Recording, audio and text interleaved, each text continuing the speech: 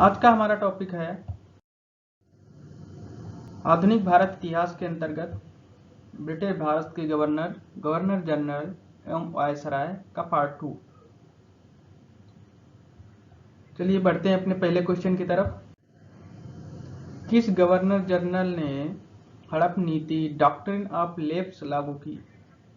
ए Robert Clive, B Warren Hastings, C Lord Dalhousie या D Lord Wellesley. इसका सही answer है C Lord Dalhousie. Lord Dalhousie ने doctrine of lapse हड़प नीति लागू की थी, जिसमें उत्तराधिकारी की गोद लेने की जो चलन था उसको बंद कर दिया गया था, और जिसके उत्तराधिकारी नहीं होते थे वो गोद नहीं ले सकते थे, उनका अंग्रेजी साम्राज्य में विलय कर लिया जाता था उन राज्यों का। क्वेश्चन नंबर 2, लॉर्ड डलहौजी द्वारा अवध का अंग्रेजी राज्य में विलय हुआ था? ए 1856 ईस्वी में, बी 1854 ईस्वी में, सी 1829 ईस्वी में या डी 1849 ईस्वी में।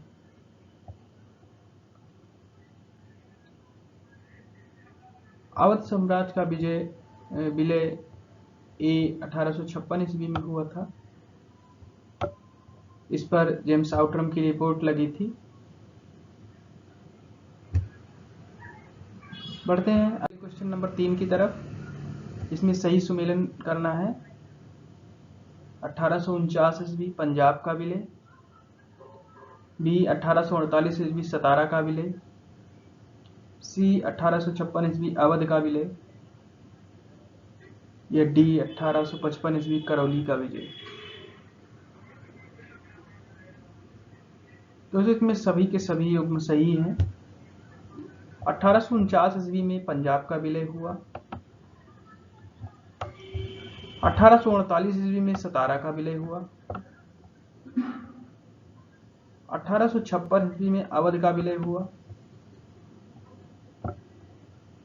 और 1855 ईस्वी में करौली का विलय हुआ था ब्रिटिश साम्राज्य में। तो ये सभी की सभी हमारे सही हैं। 1849 ईस्वी पंजाब का विलय, 1848 ईस्वी सतारा का विलय, 1856 ईस्वी अवध का विलय, 1855 ईस्वी करौली का विलय। बढ़ते हैं अगले क्वेश्चन की तरफ। क्वेश्चन नंबर 4 है, भारत में ब्रिटिश शासन के दौरान राज्यों के विलय का सही क्रम क्या है? ए झांसी, संभलपुर तथा सतारा, बी संभलपुर, झांसी तथा सतारा, सी सतारा, संबलपुर, झांसी, डी सतारा, झांसी, संबलपुर। दोस्तों का सही आंसर है सी।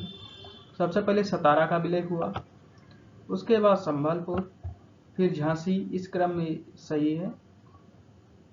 बढ़ते हैं आगे। अगला क्वेश्चन 5, अंग्रेजों द्वारा सिंध विजय संपन्न हुई? बेंटिंग के समय, बी वेलेस्ली के समय, सी कॉर्नवालिस के समय या डी लॉर्ड एलनबरो के समय। अंग्रेजों ने सिंध विजय प्राप्त की थी कब? बेंटिंग, वेलेस्ली या कॉर्नवालिस, एलनबरो। दोस्तों इसका सही आंसर डी है, लॉर्ड एलनबरो के समय अंग्रेजों ने सिंध की विजय प्राप्त की थी। क्वेश्चन नंबर 6 है, सिंध पर अंग्रेजों ने कब्जा किया था, कब किया? 1856 ईस्वी में, 1854 ईस्वी में, 1843 ईस्वी में या 1849 ईस्वी में।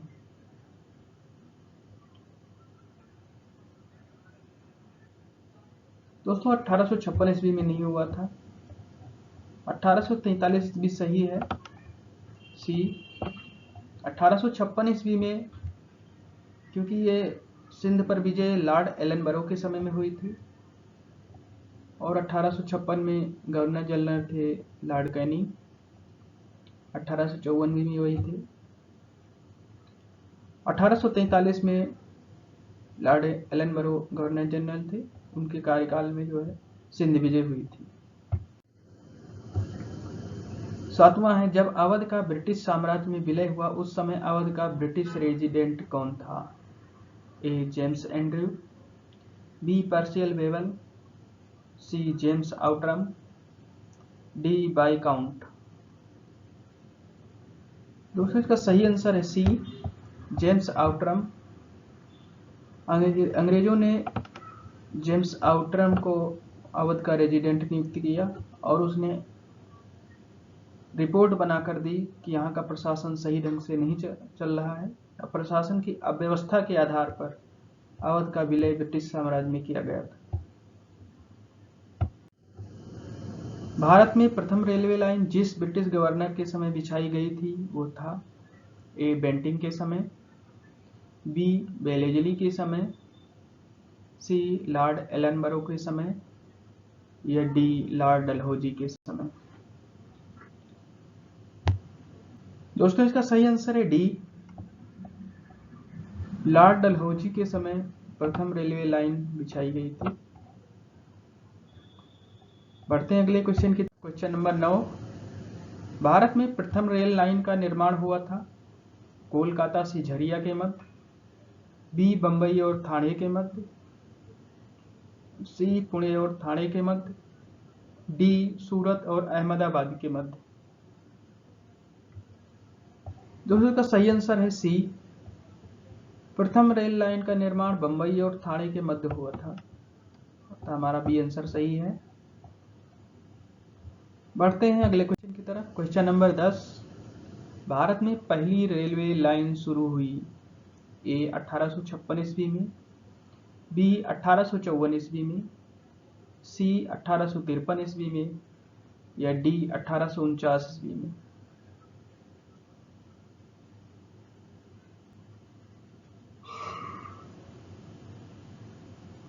इसका सही आंसर है सी 1853 ईस्वी में पहली रेलवे लाइन शुरू हुई।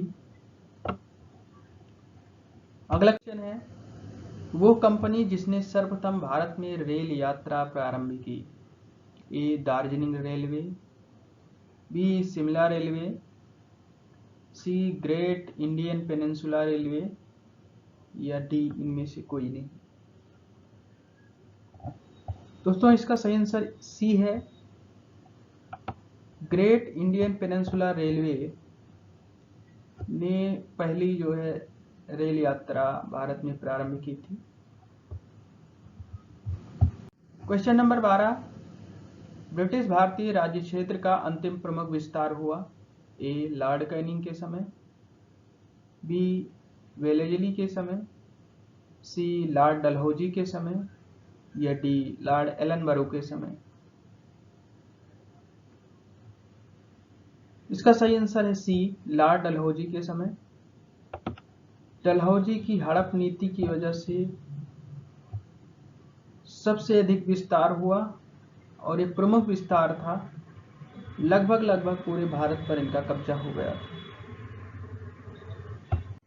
Question number 13, public works department को 1845 से 1855 ईस्वी के दौरान स्वरूप देने वाले थे A Lord Canning, B Lord Wellesley, C Lord Dalhousie या डी लॉर्ड एलनबरो। इसका सही आंसर है सी लॉर्ड डलहौजी। इन्हीं के दौरान पब्लिक वर्क्स डिपार्टमेंट PWD शुरू हुआ था। अगला क्वेश्चन है, विधवा पुनर्विवाह अधिनियम क्रियान्वित किया गया ए लॉर्ड एलनबरो के शासनकाल में, बी लॉर्ड कैनिंग के शासनकाल में, सी लॉर्ड वेलेजली के शासनकाल में या डी लॉर्ड डलहौजी के शासनकाल में। दोस्तों इसका सही आंसर है बी लॉर्ड कैनिंग के शासनकाल में विधवा पुनर्विवाह अधिनियम क्रियान्वित किया गया। अगला क्वेश्चन है क्वेश्चन नंबर 15, 1 नवंबर 1858 को महारानी विक्टोरिया का घोषणा पत्र इलाहाबाद में पढ़कर सुनाया था ए लॉर्ड विलियम बेंटिंग ने, बी लॉर्ड कॉर्नवालिस ने, सी लॉर्ड कैनिंग ने या डी लॉर्ड एलनबरो ने। दोस्तों 1 नवंबर 1858 को जो महारानी का घोषणा पत्र पढ़ा था वो लॉर्ड कैनिंग ने पढ़ा था, अतः हमारा सी आंसर सही है।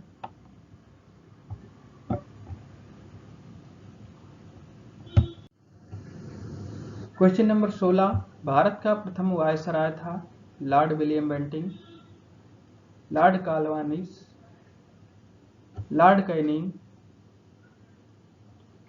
या इनमें से कोई नहीं।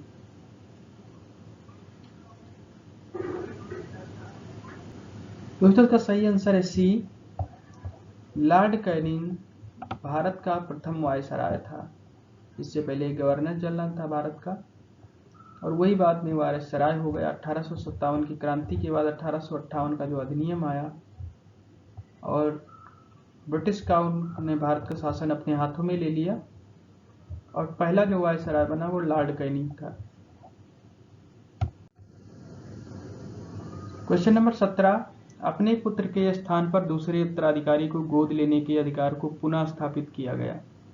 1861 के भारत परिषद अधिनियम द्वारा, बी 1909 के मार्ले मिंटो एक्ट द्वारा, सी 1858 ईस्वी की साम्राज्ञी की घोषणा द्वारा, या डी इनमें से कोई नहीं। दोस्तों इसका सही आंसर है सी, 1858 ईस्वी की साम्राज्ञी की घोषणा द्वारा। इससे पहले लॉर्ड डलहौजी के कार्यकाल में हड़प नीति थी, और उसमें डॉक्टर नापलेट्स जो उत्तराधिकारी थे, उत्तराधिकारी गोद लेने की मान्यता को रद्द कर दिया था, और जिन राज्यों में उत्तराधिकारी नहीं होते थे उनका जो विलय कर लिया जाता था ब्रिटिश साम्राज्य में। बढ़ते हैं आगे।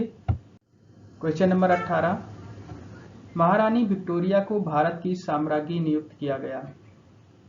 1793 ईस्वी में, बी 1858 ईस्वी में, सी 1833 ईस्वी में, या डी 1876 ईस्वी में। दोस्तों इसका सही आंसर है बी, 1858 की घोषणा द्वारा महारानी विक्टोरिया को भारत की साम्राज्ञी नियुक्त किया गया। क्वेश्चन नंबर 19, वो गवर्नर जनरल जिसने भारत में दास प्रथा को समाप्त किया। Lord Canning, Lord Ellenborough, Lord Dalhousie, Lord Cornwallis. दोस्तों का सही आंसर है बी, लॉर्ड एलनबरो, जिसने दास प्रथा को समाप्त किया भारत से, बंगाल से। बढ़ते हैं अगले क्वेश्चन की तरफ। क्वेश्चन नंबर 20 है, पेशवाई को समाप्त किया गया। ए 1820 ईस्वी में, बी 1833 ईस्वी में, सी 1818 ईस्वी में, या डी 1858 ईस्वी में। दोस्तों इसका सही आंसर है सी, 1818 ईस्वी में पेशवाई को समाप्त दिया गया। जो पुणे के पेशवा होते थे, पेशवा पद को समाप्त कर दिया गया। पेशवा पद जो होता था उसको समाप्त कर दिया गया। बढ़ते हैं अगले क्वेश्चन की तरफ। क्वेश्चन नंबर 21, सही सुमेलन। लॉर्ड कॉर्नवालिस अस्थायी बंदोबस्त, लॉर्ड वेलेजली सहायक संधि, लॉर्ड डलहौजी व्यक्तिगत का सिद्धांत, लॉर्ड हेस्टिंग्स तृतीय आंग्ल मैसूर युद्ध, लॉर्ड कैनिंग 1857 का विद्रोह। दोस्तों इसमें सभी के सभी उत्तर हमारे सही हैं। लॉर्ड कॉर्नवालिस ने अस्थायी बंदोबस्त लागू किया, लॉर्ड वेलेजली ने सहायक संधि प्रथा चलाई, लॉर्ड डलहौजी ने व्यक्तिगत का सिद्धांत लागू किया, लॉर्ड हेस्टिंग्स के समय में तृतीय आंग्ल मैसूर युद्ध हुआ, और लॉर्ड कैनिंग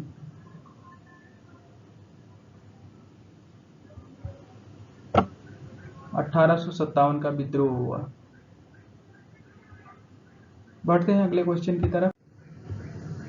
क्वेश्चन नंबर 22, 1857 के विद्रोह के समय गवर्नर जनरल था William Bentinck, B Lord Ellenborough, C Lord Canning, या डी लॉर्ड वेलेजली।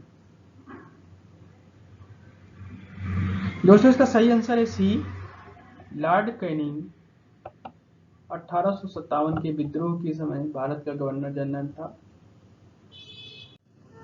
अगला क्वेश्चन है क्वेश्चन नंबर 23। अंग्रेजों के समय में प्रथम जनगणना हुई, ए लॉर्ड मेयो के शासनकाल में, बी विलियम बेंटिंग के शासनकाल में, सी लॉर्ड कैनिंग के शासनकाल में, या डी इनमें से कोई नहीं। दोस्तों का सही आंसर है ए, लॉर्ड मेयो के शासनकाल में भारत में प्रथम जनगणना हुई थी, और जो नियमित जनगणना है वह रिपन के काल में हुई। क्वेश्चन नंबर 24 है, सती प्रथा पर पाबंदी लगाई, ए लॉर्ड रिपन ने, बी कैप्टन स्लीमैन ने, सी विलियम बेंटिंग ने, या डी लॉर्ड मेयो ने। दोस्तों का सही आंसर है सी, विलियम बेंटिंग। विलियम बेंटिंग ने 1829 में सती प्रथा पर पाबंदी लगाई थी। दोस्तों इस तरह हमारा गवर्नर जनरल और वायसराय टॉपिक से दूसरा पार्ट कंप्लीट होता है। अगर लोगों को हमारा चैनल पसंद आए तो इसे लाइक करें, सब्सक्राइब करें और शेयर करें। धन्यवाद।